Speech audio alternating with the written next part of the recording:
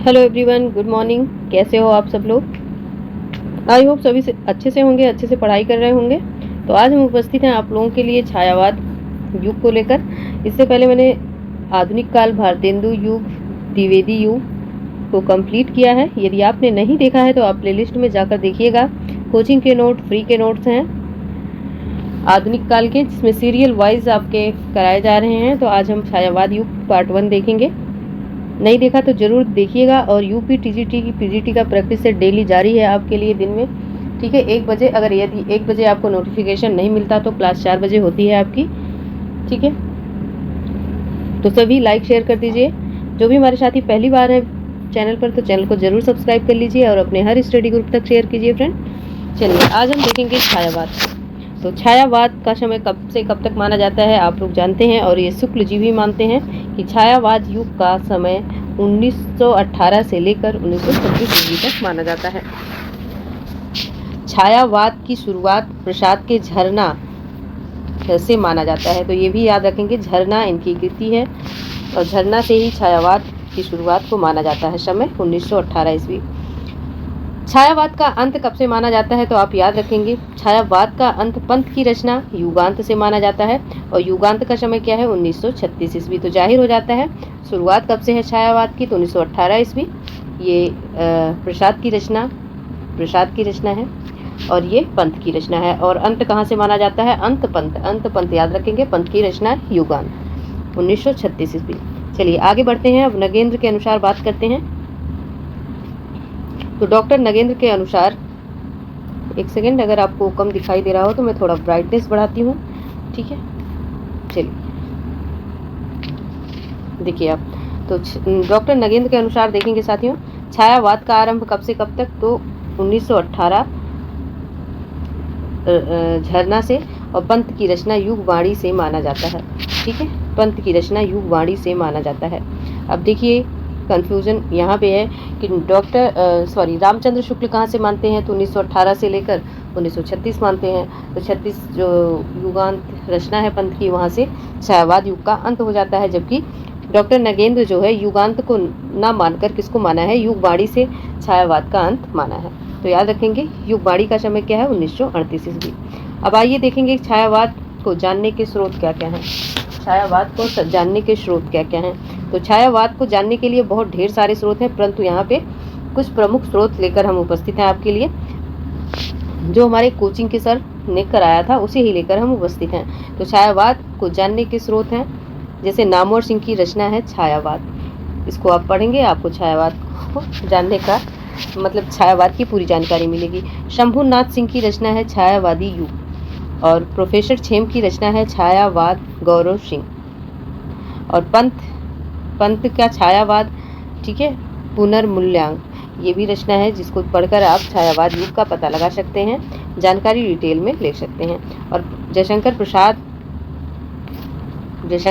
की रचना है रहस्यवाद, यथार्थवाद, और इसी को क्या कहा गया है? छायावाद। जब आप रहस्यवाद, यथार्थवाद को पढ़ लेंगे, यानी आपको छायावाद की जानकारी मिल चुकी है। तो ये कुछ इंपॉर्टेंट चीज़ें थी जिसे आपने देखा। छायावाद को जानने का स्रोत नामवर सिंह की रचना छायावाद से, शंभुनाथ सिंह की रचना छायावादी युग से, प्रोफेसर छेम की रचना छायावाद गौरव चिन्ह से, पंत का पुनः मूल्यांक, और जयशंकर प्रसाद का रहस्यवाद, यथार्थवाद और छायावाद। आइए आगे बढ़ते हैं। अब देखिए यही बात नहीं खत्म होती, अभी आगे भी देखेंगे आप। दूधनाथ सिंह की रचना है निराला एक आत्महंता आस्था। निराला एक आत्महंता आस्था। जब आप इनकी पुस्तक पढ़ेंगे, ग्रंथ रचना पढ़ेंगे, तो आपको छायावाद का पूरा विस्तृत व्याख्या मिल सकता है। रामविलास शर्मा की बात करें तो इनका है निराला की साहित्य साधना। बच्चन सिंह की रचना है क्रांतिकारी कवि निराला। ये सारी जो रचनाएं आप देख रहे हैं छायावाद युग पर ही आधारित है। इनको आप जब पढ़ेंगे आपको छायावाद का पूरा विस्तृत ब्यौरा मिल जाएगा। नंद दुलारे वाजपेयी की रचना है जयशंकर प्रसाद। इन्होंने प्रसाद को ही उठा के लिख दिया, किसने? नंद दुलारे वाजपेयी ने। शुक्ल जी की रचना है काव्य में रहस्यवाद, ठीक है, काव्य में रहस्यवाद शुक्ल जी की रचना है। तो रहस्यवाद छायावाद का दूसरा नाम है, ये तो आप अच्छी तरह से जानते होंगे। और देखिए देवराज सिंह की रचना है छायावाद का पतन। छायावाद का पतन किसने कर दिया? तो कोई देव ही होगा, कोई भगवान ही होगा जो छायावाद का पतन करेगा। तो देवराज, छायावाद का पतन देवराज। 1920 में जबलपुर में श्री शारदा पत्रिका में हिंदी में छायावाद शीर्षक से मुकुटधर पांडे ने 4 निबंधों की एक निबंधमाला प्रकाशित की थी। ठीक है, श्री शारदा पत्रिका में जबलपुर में हिंदी में छायावाद नाम से मुकुटधर पांडे ने 4 निबंधों की एक निबंधमाला प्रकाशित की थी, याद रखेंगे। इसमें मुकुटधर ने छायावाद शब्द का प्रयोग व्यंग के रूप में किया था, तो ये भी आप याद रखेंगे। छायावाद शब्द का सर्वप्रथम प्रयोग किसने किया है, तो इसमें मुकुटधर पांडे का नाम आ जाता है। बाद में यही छायावाद शब्द के रूप में स्वीकृत हो गया। ठीक है, तो इन्होंने 4 निबंधों की एक निबंधमाला प्रकाशित की थी, कहाँ पे, जबलपुर में, और इसमें मुकुटधर पांडे ने छायावाद शब्द का प्रयोग व्यंग के रूप में किया था और यही छायावाद शब्द के रूप में स्वीकृत हो गया। चलिए आगे देखते हैं। यदि कोई समस्या परेशानी है तो आप कमेंट कर दीजिए फ्रेंड, हम इसको ज़रूर देख लेंगे। आपकी कोई भी क्वेरी है, आपको समझ में नहीं आ रहा, राइटिंग से प्रॉब्लम है या कुछ भी दिक्कत है, या कहीं से आपको लग रहा है कि मैं कोई चीज़, कोई तथ्य गलत बता रही हूँ, ठीक है, तो आप ज़रूर कमेंट कीजिएगा। तो चलिए आइए, आप यहाँ पे देख ही सकते हैं कि छायावाद शब्द का प्रथम प्रयोग किसने किया, तो मुकुटधर पांडे ने किया था। छायावाद की द्वितीय प्रयोक्ता कौन है, तो सुशील कुमार है, ये भी आप याद रखेंगे। 1921 में सरस्वती पत्रिका में हिंदी में छायावाद निबंध प्रकाशित हुआ। इसमें छायावाद की कविता को अस्पष्टता के अर्थ में स्वीकार किया गया, तो ये भी याद रखेंगे आप। प्रथम प्रयोक्ता कौन है, छायावाद शब्द का प्रथम प्रयोग किसने किया, ठीक है, तो मुकुटधर पांडे ने। और द्वितीय प्रयोक्ता कौन है, तो द्वितीय प्रयोक्ता सुशील कुमार हैं। 1921 में या सरस्वती पत्रिका में हिंदी में छायावाद निबंध प्रकाशित हुआ। इसमें छायावाद की कविता को अस्पष्टता के अर्थ में स्वीकार किया गया, तो याद रखेंगे आप।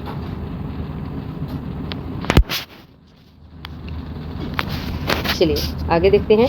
शुक्ल जी के अनुसार छायावादी रहस्यवाद को आध्यात्मिक रहस्यवाद समझकर बंगला कवि रविंद्रनाथ की कविता एवं ईसाई मत के फैंटेस्माता से छायावाद को छोड़ा। ठीक है, से छायावाद को छोड़ा नहीं बल्कि छेड़ा होना चाहिए यहाँ पे। ठीक है, फिर से देखेंगे। छायावादी रहस्यवाद को आध्यात्मिक रहस्यवाद समझकर कौन, बंगला कवि रविंद्रनाथ की कविता ईसाइयत के फैंटेस्माता से छायावाद को छेड़ा। ठीक है, या छायावाद को जोड़ा, आप जोड़ा भी लिख सकते हैं, से छायावाद को जोड़ा। ठीक है, फैंटेस्माता का क्या मतलब है, छायाभास, याद रखेंगे आप। आइए अब हजारी प्रसाद द्विवेदी को देखते हैं। हजारी प्रसाद द्विवेदी क्या मानते हैं, तो हजारी प्रसाद द्विवेदी ने छायावाद नाम कोई वाद नहीं है, ये हजारी प्रसाद द्विवेदी जी मानते हैं। ठीक है, बंगला में छायावाद नाम से कोई वाद नहीं है, ये कौन मान रहा है, हजारी प्रसाद द्विवेदी मान रहे हैं। ये कथन के रूप में भी आपसे परीक्षा में पूछा जा सकता है। वहीं बच्चन सिंह की बात करते हैं तो बच्चन सिंह ने स्वच्छंदतावाद कहा है। ठीक है, छायावाद को क्या कहा इन्होंने, स्वच्छंदतावाद कहा है। चलिए आगे देखते हैं। आरंभ में छायावाद एवं रहस्यवाद को एक माना जाता है, तो ये भी याद रखेंगे। रहस्यवाद का नाम छायावाद है, हम पहले बता चुके हैं आपको। ठीक है, तो आरंभ में छायावाद एवं रहस्यवाद को एक माना जाता था, लेकिन अब क्या है, अब रहस्यवाद मिनिटिसिज्म और छायावाद को रोमांटिसिज्म स्वतंत्रतावाद का वाचक माना जाता है। ठीक है, ये कथन किसका है, तो ये बच्चन सिंह का है। आरंभ में क्या हुआ था कि छायावाद और रहस्यवाद को एक मान लिया गया, लेकिन अब की अगर बात है या आधुनिक युग की बात है तो रहस्यवाद को मिनिटिसिज्म और छायावाद को रोमांटिसिज्म या स्वतंत्रतावाद का वाचक माना गया। क्योंकि देखिए बच्चन सिंह, जब ये स्टेटमेंट पूछा जाएगा तो वैसे भी आप याद रख पाएंगे, कीवर्ड्स पकड़ के भी याद रख सकते हैं। जिन्होंने बच्चन सिंह नहीं पढ़ा, जिन्होंने पढ़ लिया तो फिर उनका प्रश्न नहीं गलत होगा, कहीं ना कहीं से वो दिमाग में रहता ही है कि हाँ ये चीज़ हम देखे हैं, पढ़े हैं, सुने हैं। ठीक है, तो देखिए छायावाद को स्वच्छंदतावाद किसने कहा है, तो बच्चन सिंह ने कहा। अब यहाँ पे स्वच्छंदतावाद ये कीवर्ड्स आप पकड़ सकते हैं। ठीक है, और स्वच्छंदतावाद रोमांटिसिज्म, मतलब रोमांटिसिज्म स्वच्छंदतावाद का वाचक माना गया छायावाद को। चलिए आगे देखते हैं। अब हम समझेंगे छायावाद का अर्थ, तो आइए देखते हैं छायावाद का अर्थ। शुक्ल जी सबसे पहले छायावाद का अर्थ किससे समझते हैं, तो छायावाद को मध्यचर्या कहा है, ठीक है, किसने कहा है? शुक्ल जी ने। छायावाद को रहस्यवाद कहा है, किसने कहा है? शुक्ल जी ने। छायावाद को चित्रभाषा शैली किसने कहा है? शुक्ल जी ने, ठीक है। छायावाद को मध्यचर्या कहा, रहस्यवाद कहा और चित्रभाषा शैली कहा शुक्ल जी ने। वहीं हजारी प्रसाद द्विवेदी की बात करते हैं तो इन्होंने व्यंग्यार्थ प्रधान शैली कहा है छायावाद को। छायावाद का अर्थ किससे माना है? व्यंग्य प्रधान शैली से माना है। मुकुटधर की बात करते हैं तो इन्होंने रहस्यवाद, भाव नहीं, भाव की एक छाया है, ये माना है, ठीक है। मुकुटधर पांडे क्या मानते हैं? रहस्यवाद भाव नहीं बल्कि क्या है? भाव की एक छाया है। चलिए बात करते हैं नगेंद्र जी की। नगेंद्र जी ने क्या कहा है? छायावाद को किस अर्थ से लिया है? स्थूल के प्रति सूक्ष्म का विद्रोह कहा है, ठीक है। स्थूल के प्रति सूक्ष्म का विद्रोह कहा है डॉक्टर नगेंद्र जी ने। वहीं बच्चन सिंह की बात करते हैं तो इन्होंने सुषमतावाद कहा है। निराला जी ने रहस्यवाद कहा है छायावाद को। महादेवी वर्मा ने क्या कहा है? प्रकृति के बीच जीवन का उद्गीत कहा है, ठीक है। प्रकृति के बीच जीवन का उद्गीत कहा।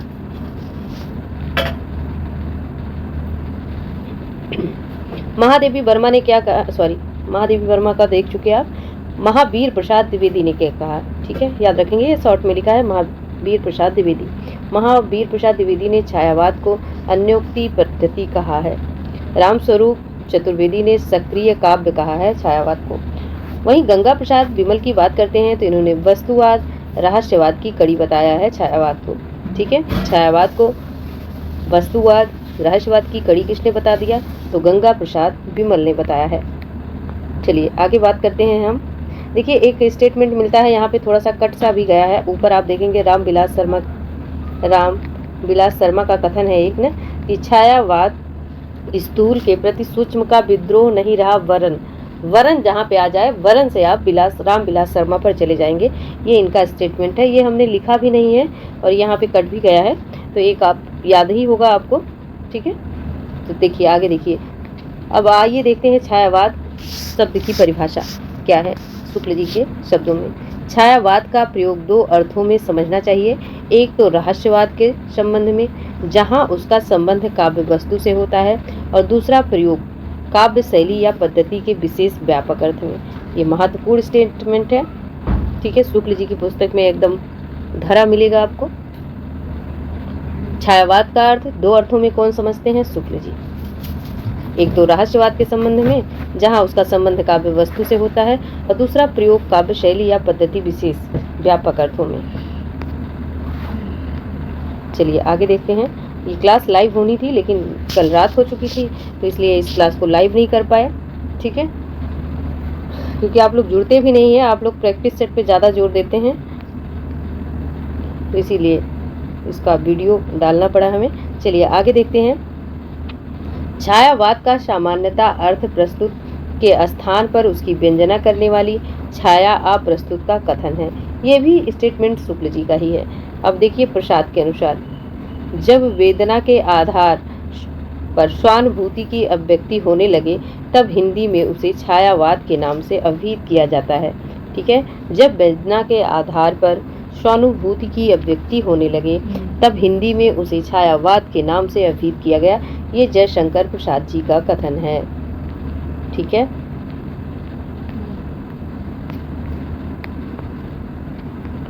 इसे अभिहित कैसे किया गया तो ये भी देखिए। ध्वन्यता, लाक्षणिकता, सौंदर्यमय, प्रकृति विज्ञान तथा उपचार वक्रता के स्वानुभूति की विवृति छायावाद की विशेषताएं। तो ये भी देखिए, मोती के भीतर छाया जैसी सरलता ही छायावाद है, ठीक है। अब देखिए महावीर वर्मा के अनुसार छायावाद स्थूल की प्रतिक्रिया में उत्पन्न हुआ। ये पहला पॉइंट है महादेवी वर्मा का। महादेवी वर्मा जी क्या कहती हैं? छायावाद स्थूल की प्रतिक्रिया में उत्पन्न हुआ। इतना ही नहीं कहती, और भी इनके स्टेटमेंट हैं, उसको भी देखिए आप।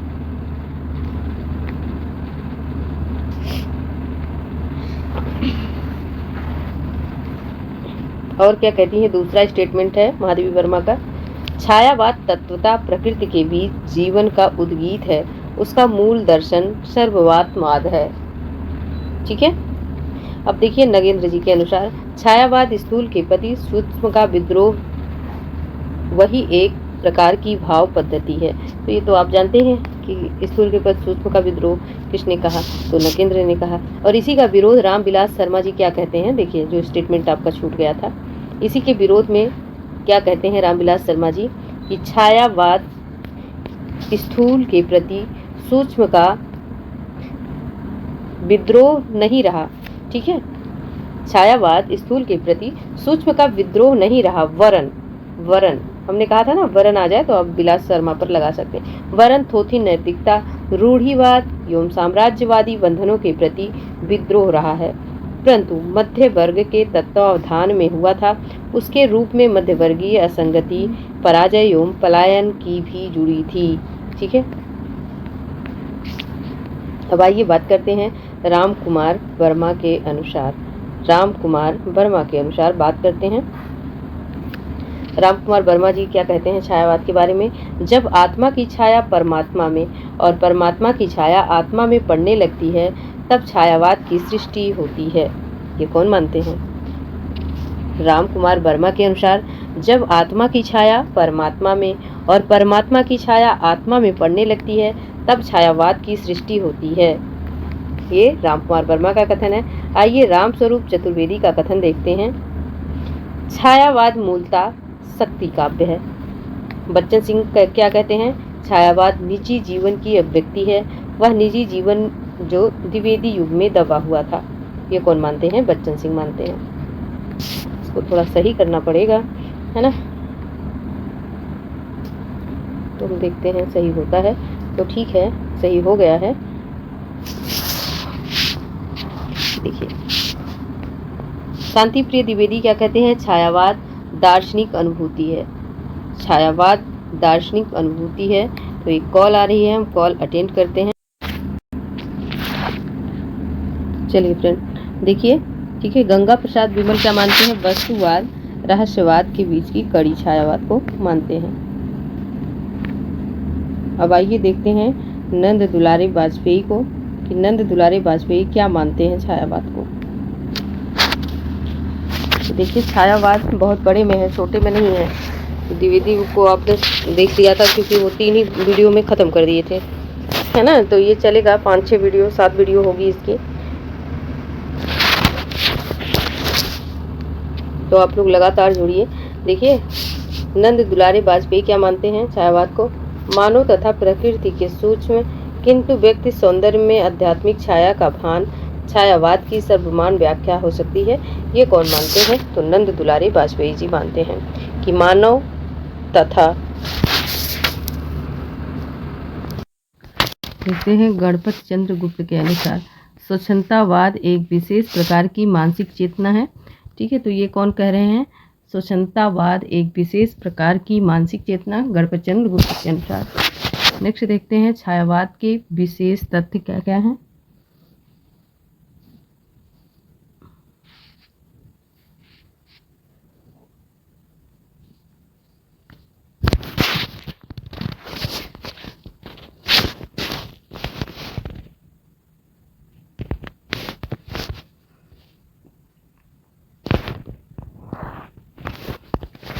देखिए छायावाद के विशेष तथ्य में पल्लव की भूमिका को मैनिफेस्टो का घोषणा पत्र कहा जाता है। मैनिफेस्टो या मैनिफेस्टो, ठीक है, एक ही बात है। तो पल्लव की भूमिका को क्या कहा जाता है? घोषणा पत्र कहा जाता है, याद रखेंगे। झरना छायावाद की प्रथम प्रयोगशाला, प्रथम आविष्कार है, तो ये भी याद रखेंगे। झरना 1918 ईस्वी की रचना जयशंकर प्रसाद की है और इसे छायावाद का प्रयोगशाला या प्रथम आविष्कार कहा जाता है। युगांत से छायावाद के अंत की घोषणा होती है। ठीक है, युगांत का समय हम बता चुके हैं पहले, तो युगांत का समय 1936 ईस्वी। चलिए आगे देखते हैं फ्रेंड, आगे देखते हैं कुछ इम्पोर्टेंट चीज़ देखते चलते हैं फटाफट। तो ये आपकी क्लास 20 से 25 मिनट की होती है, ज़्यादा बड़ी भी नहीं होती है। आप डेली जुड़े फ्रेंड, चैनल को जो भी सब्सक्राइब नहीं किए तो सब्सक्राइब कर लीजिए। चलिए देखिए अगला पॉइंट क्या है। छायावाद पर अंग्रेजी के रोमांटिसिज्म स्वच्छंदतावाद का प्रभाव परिलक्षित होता है। छायावाद को खड़ी बोली का स्वर्ण युग माना जाता है, तो ये भी याद रखेंगे। प्रेमचंद द्वारा संपादित जागरण पत्र को छायावाद का घोर समर्थक माना जाता है। तो ये भी याद रखेंगे आप। प्रेमचंद द्वारा संपादित पत्र कौन सा है? तो जागरण पत्र। और जागरण पत्र को छायावाद का घोर समर्थक पत्र माना जाता है।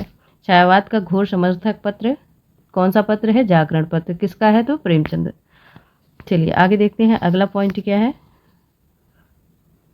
चलिए बताइए, छायावाद को विलायती संस्करण किसने कहा है?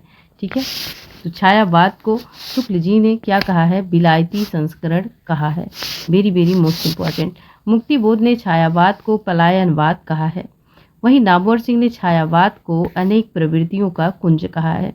ठीक है, घोर समर्थक पत्र छायावाद का जागरण पत्र है, याद रखेंगे, प्रेमचंद द्वारा संपादित है। वहीं छायावाद को शुक्ल जी ने क्या कह दिया? तो विलायती संस्करण कहा है। मुक्तिबोध ने छायावाद को क्या कहा? तो पलायनवाद कहा है। नामवर सिंह ने छायावाद को अनेक प्रवृत्तियों का कुंज कहा है। चलिए आगे देखते हैं। अब आगे हम क्या देखेंगे फ्रेंड? आगे हम देखेंगे छायावाद की प्रमुख प्रवृत्तियों को। तो छायावाद की कुछ प्रमुख प्रवृत्तियां रही हैं, जिसमें हम देखेंगे व्यक्ति स्वातंत्र्योत्तर। ठीक है, व्यक्ति स्वातंत्र्योत्तर मतलब व्यक्ति की स्वतंत्रता क्या रही छायावाद में? तो छायावादी कवियों का मानना है कि पहले व्यक्ति को स्वतंत्र होना चाहिए, ये तो पहला पॉइंट। और व्यक्ति की स्वतंत्रता के साथ राष्ट्र को स्वतंत्रता मिल जाती है। बिल्कुल, जब आदमी स्वतंत्र रहेगा तो सब कुछ स्वतंत्र ही होगा। ठीक है, तो जब व्यक्ति को स्वतंत्रता मिल जाती है तो समझ लो कि राष्ट्र को स्वतंत्रता मिल गई है, ऐसा छायावाद का मानना रहा है। अब वहीं देखिए निराला जी कैसे कहते हैं, मतलब व्यक्ति स्वातंत्र के लिए कैसे कहते हैं, क्या इनका कथन है? मैं शैली अपनाई, देखा एक दुखी निज भाई, झट उमड़ वेदना आई। ठीक है, तो ये लाइन किसकी है? व्यक्ति स्वातंत्र के मत में यह कथन निराला जी का है कि मैं शैली अपनाई, देखा एक दुखी निज भाई, झट वेदना उमड़ आई। ठीक है, चलिए अब देखते हैं महादेवी वर्मा जी क्या कहती हैं। तो महादेवी वर्मा का ये इम्पोर्टेंट है लाइन। ठीक है, बहुत बार परीक्षा में बना हुआ है।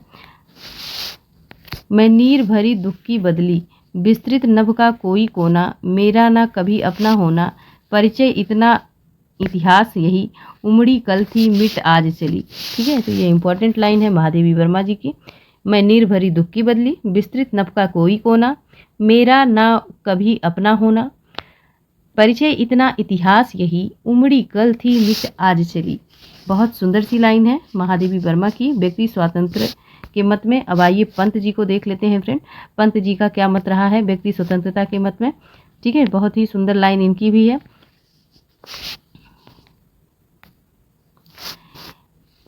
इस धाराशाही जग, ये क्या लिखा है स्पष्ट नहीं, इस धाराशाही जग का क्रम। ठीक है, शाश्वत इतना जीवन उद्गम, शाश्वत है गति शाश्वत संगम, शाश्वत नभ का नीला विकास। ठीक है, ये पंत की लाइन है। नेक्स्ट देखते हैं। और नेक्स्ट इसमें देखिए बार बार मुझे एडिटिंग करनी पड़ रही है फ्रेंड, तो थोड़ा सा और देख लेते हैं, इसके बाद क्लास को एंड करते हैं। अब देखिए रूढ़ियों से मुक्ति प्रयास। जिस तरह आपने देखा व्यक्ति स्वतंत्रता के मत में, अब आप देखेंगे कि जो है रूढ़ियों से मुक्त। तो व्यक्ति की स्वतंत्रता में क्या कहा गया? सबसे पहले कवियों को स्वतंत्र होना चाहिए। जब व्यक्ति स्वतंत्र होंगे तो आपका राष्ट्र भी स्वतंत्र होगा, ऐसी बात छायावाद में कही गई है। अब देखिए रूढ़ियों के बारे में क्या कहा गया कि छायावाद में पहली बार रूढ़ियों से मुक्त बृहद प्रयास किया गया। ठीक है, तो रूढ़ियों से मुक्त, छंदनों से मुक्त, परिधि से मुक्त, ऐसा प्रयास किसमें हुआ? छायावाद युग में हुआ। अब जैसे देखिए निराला को माना जाता है कि इन्होंने छंदों से मुक्त रचना की, इन्होंने किसी परिधि का ध्यान नहीं रखा, जिसे घनानंद ने नहीं रखा था। तो देखिए घनानंद में मैं क्यों पहुंच गई ये मैं आपको बाद में बताऊंगी। तो देखिए निराला की पंक्ति है, तोड़ो तोड़ो कारा पत्थर की, तोड़ो कारा पत्थर की। अब देखिए यहीं पर पंत जी क्या कहते हैं। पंत जी की लाइन है,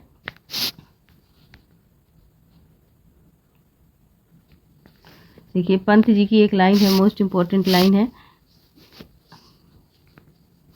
ठीक है, द्रुत झरो जगत के जीर्ण पत्र, द्रुत झरो जगत की जीड़पत्री, ये पंक्ति किसकी है? तो ये पंत जी की है। अब राष्ट्रीय सांस्कृतिक चेतना से देखेंगे, तो इसको हम कल देखेंगे। आज के लिए हम इतना ही रखते हैं, क्योंकि बार बार एडिटिंग करनी पड़ रही है, तो एडिटिंग हम पहले कर लेंगे, फिर क्लास को देखेंगे। तो पार्ट 1 आपका यहाँ पे कंप्लीट होता है साथियों। यदि कोई क्वेरी है तो आप बता देंगे, यदि कोई समस्या है तो आप बता देंगे, अगर राइटिंग समझ में नहीं आती तो वो भी आप बता देंगे। क्या पढ़ना चाहते हैं, कौन सी टॉपिक पर वीडियो बनाएं, आप ये भी बताएंगे। और टेलीग्राम चैनल को ज़रूर ज्वाइन कीजिएगा, डिस्क्रिप्शन में लिंक मिल जाएगा। लाइक शेयर कीजिएगा। जो भी साथी पहली बार हैं तो चैनल को ज़रूर सब्सक्राइब करिए। धन्यवाद।